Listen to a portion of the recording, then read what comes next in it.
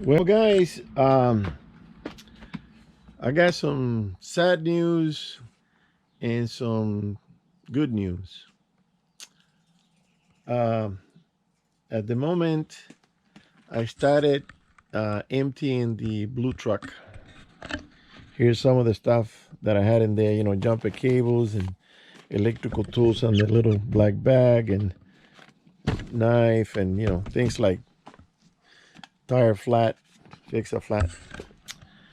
And I'm going to be saying goodbye to the blue. I want to take the camper off uh, in a few days, and I have to disconnect all the electrical and remove the lights in the front. I want to talk to the gardener and give him my price and see what he says. Um, and I gotta remove this step back here, so I gotta get a blade for my miter and cut that, because that's the sad news. I'm gonna be saying goodbye to the pickup, not the camper. Now the good news is this: I bought a newer pickup, Chevy Silverado 4x4 2012,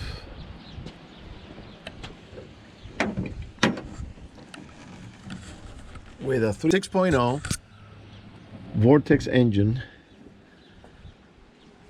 that it runs great. The engine is very clean. I just gotta change the oil. The dealer's supposed to change the oil, but they didn't. So either they're gonna refund me the money, or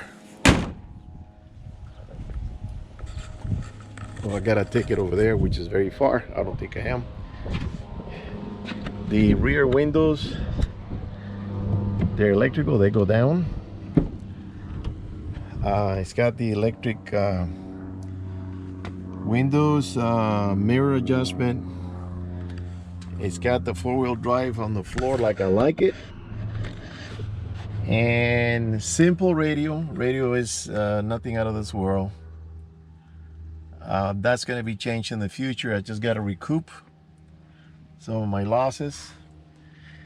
And it has bucket seats, very comfortable. And then the door here, hit the latch, it opens, just what I wanted.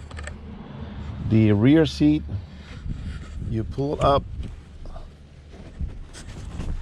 and I'm going to be having some, either I make them or I'm going to see if they have some sort of a plastic bucket storage, so I can put my tools that I'm taking out of the vehicle into this one. And it has the lever there and the jack. It's over there, a little green thing, that's a jack over there. The truck has basically everything I wanted, including the long bed. One thing is lacking is that it doesn't have a hatch here for this compartment, so if you drop something in there, it'll be visible. So there's a little hatch that they sell, a little cover, and I'm going to put the hinges here, and then it'll lock in. So yeah, it works great. It's got also the trailer brake system, and the cruise control and the whole deal. So air conditioning works, everything works. I tested the four-wheel drive system. The four-wheel drive system works very nice. It's got 373 gears, and solid, man. It's solid, 3/4 ton, heavy duty. And here's the long bed. So I'm gonna be putting the camper in there. But before I do, I gotta start removing all these anchor points. And this one here has a straight wall. This bracket might not be the one I'm gonna have to, because the other truck, it kind of goes in deeper. I gotta do that. And then on this one, I just gotta remove the lower bolt and drill into that chrome bumper. I know it's a shame to do that. And for the step, I'm gonna have to do something on the hitch. The hitch has yeah, let me close this here.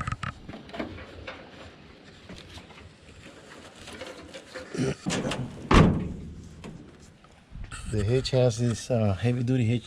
So I'm gonna see if I can put some sort of a metal that I can connect here, because it needs 24 inches. So I gotta go that way and this way, 24 inches, and then weld it to that. I don't wanna start messing up with this rubber. There's not a lot of backing back here. So the way it works, that I have to put the step folded down here. Wherever the legs land, that's where the metal's gonna be. I don't want to start messing up the chrome. I don't know, might have to change my anchoring system. And these lights, I don't know if I'm gonna put all these lights. Maybe I'll put these back on the Blazer because they look good on the Blazer. And then the front of the truck,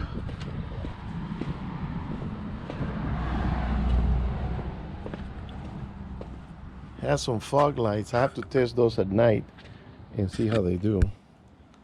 So yeah, let me give you a good look at the pickup.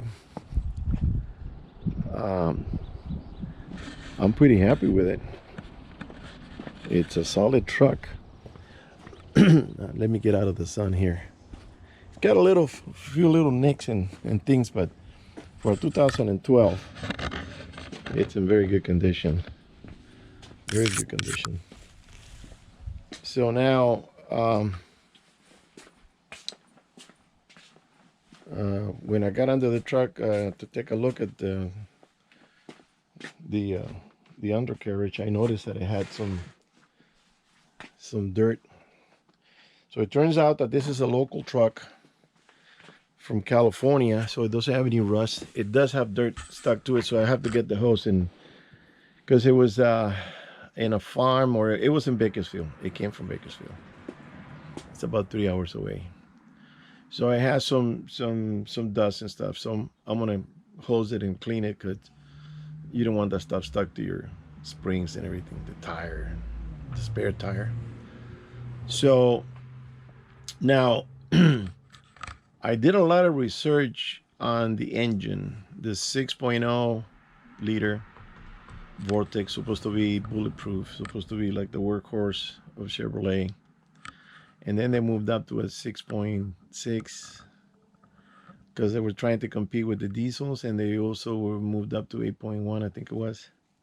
The same thing, competing with the diesels. They're more power, but I don't need that kind of power. This engine has 360 horses versus Old Blue has 185 to 190. Doesn't even make it to 200. So as far as power, it's got plenty. It's got heavy duty springs, so it's going to handle that camper like it wasn't even there. But on the engine, I said I was researching. I was kind of worried about the mileage. So I was doing mileage on my Old Blue. Let me go back to Old Blue first. And I don't know what I did wrong the last time, but I drove basically about the same miles I did on the last one. The last one, it gave me 10.7 or 10.8, not even 11.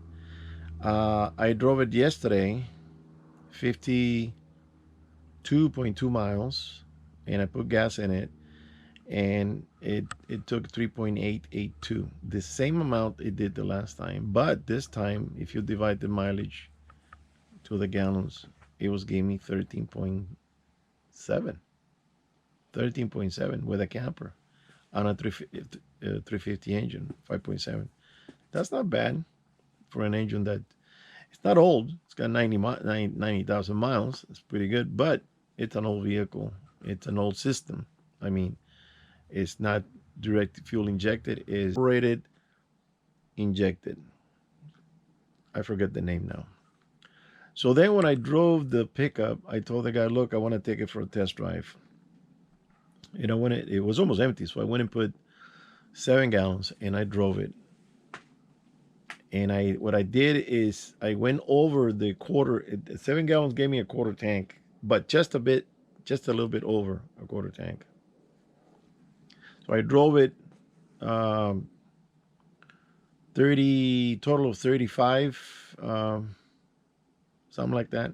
When I went back to put gas and I put it right the needle at the same spot, I know it's not precise because that needle is not exactly that precise, but I came out with an average of 18.75. That's not bad. And I was driving it easy. I was driving it at 65 with cruise control, you know. So I said, well, the truck is not giving you, I asked a lot of people. I even asked my mechanic. The mechanic told me I would get 9, maybe 10. And I'm going 9, Jesus. But it just depends how you drive it. If you have a lead foot, you're going to have bad mileage. But I drove it easy. And then I put the cruise control. And the driving was semi-flat. Sometimes you got to drop. Sometimes you got to rise on the freeway. So it gave me 18.75. The tank is 36 gallons. So that would give me pretty good range, over 500, close to 600. But I'm not going to lock those numbers down because I have to fill it up, drive it, and then fill it up again. That's how you get a precise number. So what I did this time, the dealer is supposed to give me, I say kind of joke, it's a used car dealer. This is not a new car dealer. So it's a used car dealer. I say, hey, you're going to fill up the tank? And the guy goes, oh, we'll give you some money for gas. All right. So he gave me $60. Okay. They're not going to fill it up 36 gallons the way gas is now in California. So I went and put it to 60 gallons. It filled it up to half a tank exactly. 10 gallons. I already had 7. So I drove it here with the tailgate open. That's why you saw the tailgate open there. And the needle hardly moved. It moved the hair. And I'm thinking, man, there's got to be something wrong with that needle. I'm hoping this give me really good mileage. So it does make a difference when you drive it with the tailgate down. It does makes a difference because tailgate acts like a parachute is holding the wind back there. So I'm going to be driving it like that pretty much until I put the camper on it. And then the camper sure is not going to give me the best mileage. It's going to go down. So I'm hoping that I can get 15 with the camper on it. If I get 15, that's decent, because the camper is not exactly aerodynamic. It's going to drop 3 inches more into the bed. Right now I got about 6. No, I got about 5. It's going to drop 2.5 to 3 more. So I'll have less gap. And I'm hoping I'm going to have less gap on top of the roof of the cab. So there's going to be less wind. I don't know.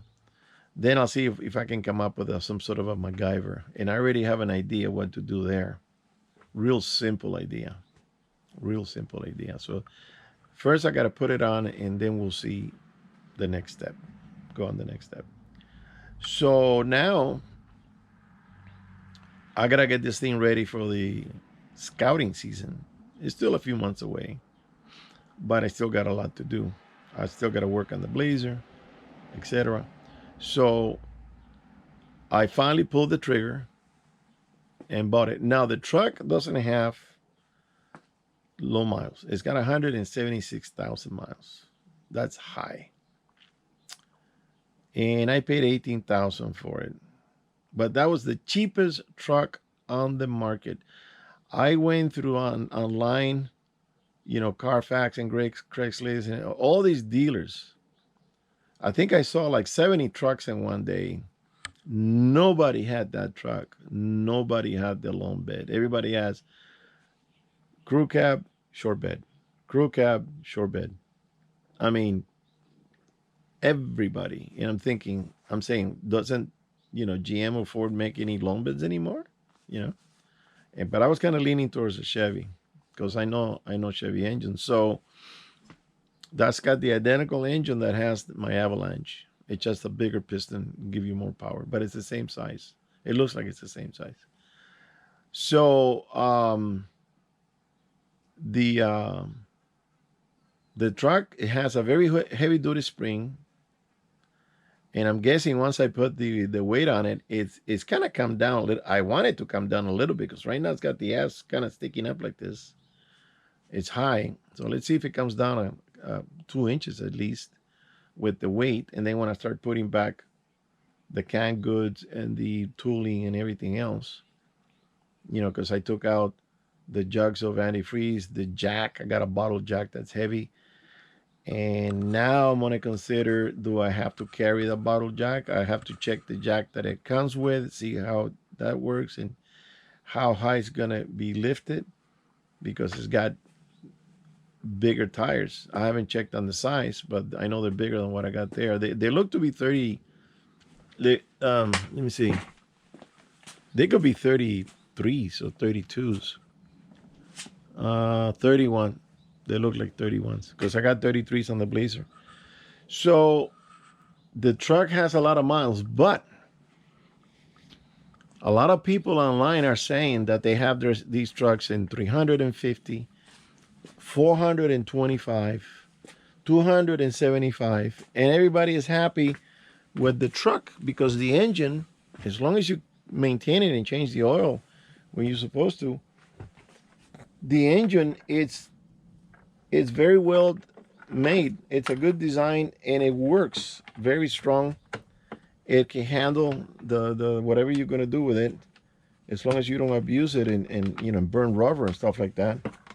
It's this is the heavy duty. This is a work truck, so everything on that truck is heavy duty. It's got the heavy duty spring. It's got the Dana 60. It's got the heavy shocks and transmission. The transmission is the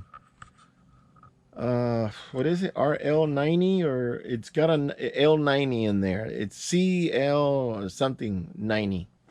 So it's got the heavy duty. I know that the 80 was weaker. They made the 90 better tranny, so it's got that. So I can't complain. I mean, the truck is overpriced because of the situation with the COVID and the chip situation. For the new truck, they don't have enough chips, or they don't have enough material to make the chips. There are all kinds of shit going on. The truck is overpriced because everything is 1/3 over. So if you deduct 1/3 of the price, that truck should have been around $13,000. But I'm telling you this, that truck and the shape it's in, which is immaculate, it's got a little, the mirror was kind of had an internal crack on the rear view mirror. I told them I want that changed, so they replaced it with another mirror. So that's not new, but it's from another truck that they had. They just took it off. And what was the other thing? Physically from the truck, I think that was it. Everything works on it. All the mirrors on the side works. I saw a 2013, 1 year newer than this one, with 98,000 miles. I think I mentioned this in one of the videos that the driver's side door panel was the armrest was ripped brutally. It wasn't removed. It was broken. Like, I don't know what happened. It's broken and ripped out. Crank windows, not electric. Crappy material. This is a combination of leather and cloth. And no tailgate. Okay. Green color. The tires were kind of worn. This got a lot of threads. Those tires are going to last me years. The guy wanted $31,900, and I said, "Are you crazy?" I said, "This truck is old." "What do you mean 31,000? I'm gonna take this truck over there and show it to the dude and say, hey, look, 31,000. There you go. The truck is in mint condition compared to the year. The guy that drove it, the guy that had it before, he kept it in good condition. He kept it. He didn't beat it up. The chrome has no scratches. If this truck was worked in a farm, I don't think it was for loading. It has some weld spots on the backside, right under the glass in the back. It has some burn spots from welding that I think they had a box welded to the bed of the truck, so it wasn't removable. It wasn't, nobody could steal it. And then they just took those off. So and it's all grinded and everything. All I had to do is kind of maybe sand it a little bit and paint it. That's the only spot that I had a sign of some usage. But the truck is not. It doesn't have any accident because we looked at the Carfax. The transmission was replaced in 143,000 miles. So the transmission is fairly new. As far as warranty, I don't have nothing because they bought this in an auction probably, and it doesn't come with paperwork or anything. So the truck wasn't beat up, it wasn't abused, it wasn't banged around in a farm. It was probably a superintendent driving it around, maybe towing some trailers or some tractor or something, because that thing is a mule that could tow anything. And it has a very heavy duty hitch, very heavy duty hitch. It's heavier than when I got on my Avalanche. So I'm happy with the truck. Everything works, lights work, everything. So I'm gonna drive it tonight, see how it looks at night with the lights on and the dash and everything else. Um, and I'm planning on in a few months. I'm not gonna do it right away. Like I said, I had to put some money down, a good chunk of money, and I already had to spend $3,000 on air conditioning at one of my properties. So I gotta recoup from that a little bit. What I'm gonna do next, I'm gonna buy a Pioneer Bluetooth radio that comes with a GPS, and it comes with all the bells and whistles, and it's got a 7-inch screen and it's touch, and you can also make calls and receive calls. That's going to be changed, rechanging taking out the radio and installing one of those. There's a place over here they do it. The same place that I took the Blue to get a new radio that works really nice. It takes calls too, and you don't have to touch your phone. It just picks it up and you say hello, and they're talking to you. And can you hear me? So they can hear perfect. So the radio works and it's really nice. So I'm gonna be doing that. And that truck is quieter riding than Old Blue. Old Blue, it's old and it kind of, making some squeaking and some rattling noises. I mean, you can't blame it. So the truck for the money and the only one on the market. I got so tired of looking. I spent like, between my wife and me, we've been looking at trucks for over like a year or more than a year and a half. Every once in a while, we get back online and start looking and looking.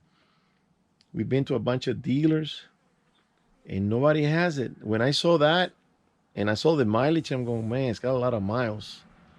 So, but then the reviews are that the engine is pretty good as long as you upkeep, maintain it. So we went to see it, we drove it, and I said, you know what?